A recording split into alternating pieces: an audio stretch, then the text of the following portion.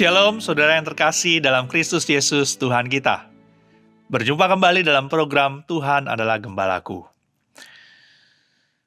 Saudara, setelah Yesus mengajarkan ucapan bahagia, ia melanjutkan dengan dua gambaran yang indah, yaitu garam dan terang.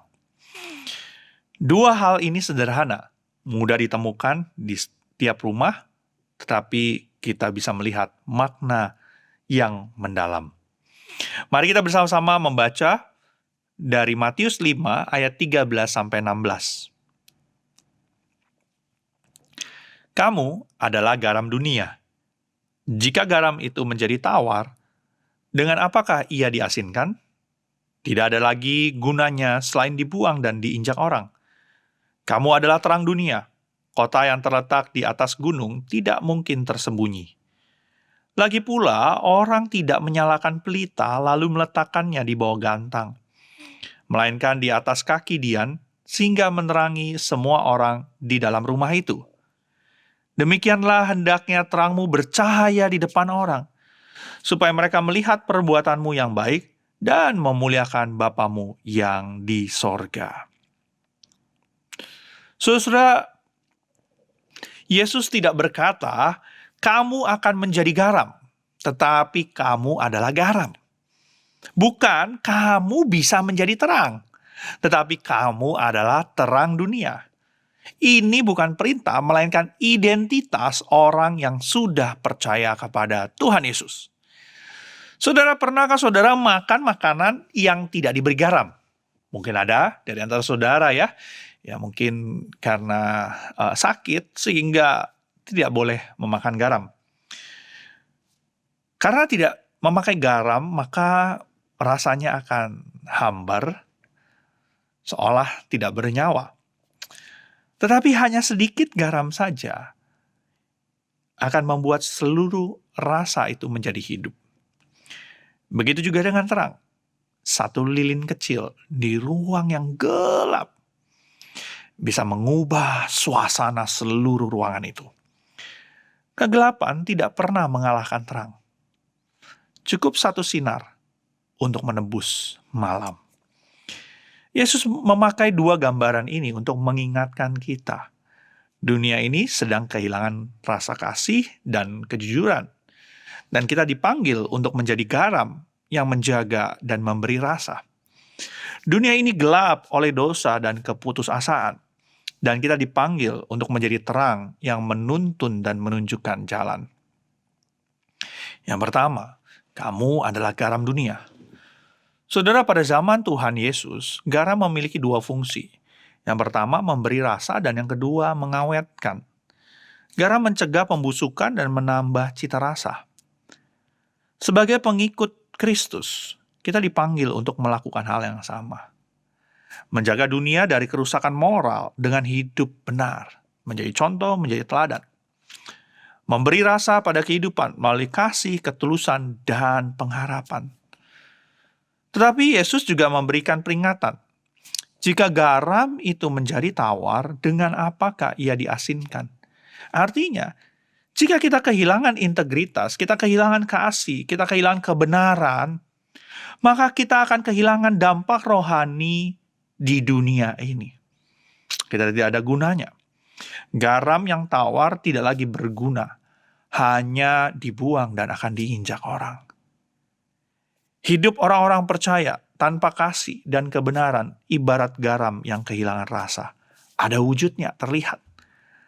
Tetapi tidak lagi memberi pengaruh. Apakah kita garam yang demikian? Yang kedua, kamu adalah terang dunia. Terang berfungsi mengusir gelap dan menuntun orang agar tidak tersesat, tahu jalan yang harus dilalui. Yesus tidak berkata, jadilah terang di gereja, tetapi terang di dunia. Artinya terang kita harus bersinar dimanapun kita berada. Di tempat kita bekerja, di rumah, di masyarakat, lingkungan kita, dimanapun kegelapan itu berada. Karena di sanalah terang itu baru berfungsi. Kota di atas gunung tidak mungkin tersembunyi. Iman yang sejati tidak bisa disembunyikan. Kalau terang itu benar-benar dari Kristus, maka orang di sekitar kita akan bisa melihatnya dan merasakannya. Orang tidak menyalakan pelita lalu meletakkannya di bawah gantang. Kadang kita malu bersaksi, kita malu menunjukkan identitas kita takut berbeda, atau tidak ingin dianggap fanatik. Tetapi Yesus berkata, terangmu harus bersinar. Terangmu harus dilihat orang. Bukan untuk memuliakan diri kita. Bukan untuk menunjukkan kesombongan rohani. Tetapi supaya orang melihat perbuatan baikmu dan pada akhirnya ujungnya tujuannya. Memuliakan Bapamu yang di sorga. Saudara, pertanyaannya sekarang, apakah dunia bisa merasakan rasa garam itu? Dan terang Kristus di dalam hidup setiap kita. Sebagai garam, apakah kita menambah kebaikan, kedamaian, kasih, sukacita di tempat kita berada? Atau kita justru menambah hambar suasana dengan sikap sinis kita, sikap dingin kita, sikap kita yang menghakimi, sikap-sikap kita yang lain yang akhirnya membuat suasana semakin tidak menyenangkan. Sebagai terang, apakah orang melihat kasih, kesabaran, dan kejujuran dalam hidup setiap kita? Atau hanya kegelapan yang sama seperti dunia ini? Menjadi garam dan terang bukan soal besar atau kecil, tetapi soal setia di tempat yang Tuhan taruh kita. Garam tidak banyak berbicara, tetapi memberi pengaruh. Terang tidak berdebat dengan gelap, tetapi cukup bersinar. Kadang kita berpikir, saya hanya satu orang. Apa yang bisa membuat berbeda? Ingat, garam sedikit pun cukup mengubah rasa satu mangkuk sup atau makanan. Dan satu lilin cukup menerangi sebuah ruangan yang besar. Tuhan tidak menuntut kita untuk menjadi besar. Ia hanya meminta kita tetap punya rasa dan terus menyala. Saudara terkasih, dunia sedang kehilangan arah. Tetapi Yesus berkata, kamu adalah garam dunia. Kamu adalah terang dunia. Dunia tidak butuh orang yang sempurna. Dunia butuh orang yang mau menjadi garam, yang memberi rasa, dan terang yang memberi arah. Mari kita bersatu dalam doa. Ya Tuhan, ingatkan kami terus bahwa identitas kami sebagai anak-anak Tuhan adalah garam dan terang dunia. Tolong kami Tuhan supaya kami boleh memberi rasa dan memberi terang dimanapun kami berada.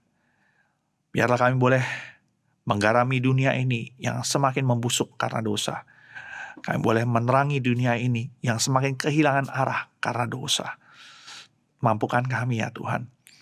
Biarlah kami boleh menjadi garam dan terang di tengah-tengah dunia ini. Inilah doa kami, dan kami serahkan sepenuhnya ke dalam tangan.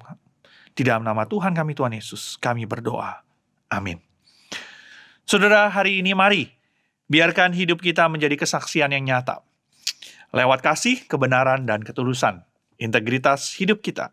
Karena ketika terang Kristus bersinar melalui kita, dunia akan melihat dan memuliakan Bapa di surga. Tuhan Yesus memberkati.